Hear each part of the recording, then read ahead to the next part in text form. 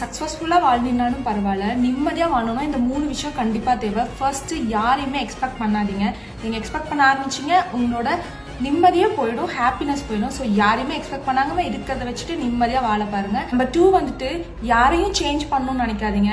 உங்கள் லைஃபுக்கு, உங்கள் சுச்சுவேஷனுக்கு உங்களுக்கு எது சரின்னு படுதோ நீங்கள் அதை பண்ணிட்டு உங்களை நீங்கள் சேஞ்ச் பண்ணிட்டு போகிறது தான் பெஸ்ட்டு. யாரையும் சேஞ்ச் பண்ணணும்னு நினைக்காதீங்க.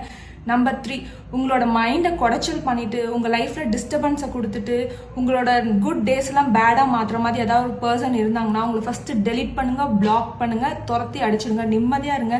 சிங்கிளாக இருந்தாலும் பரவாயில்ல, அலோனாக இருந்தாலும் பரவாயில்ல, தனிமையாக இருந்தாலும் பரவாயில்ல, நிம்மதியாக இருந்தால் போதும். 2026ல் சக்ஸஸ்ஃபுல்லாக இல்லைனாலும் நிம்மதியாக இருக்கிறதுக்கான ஒரு வழி.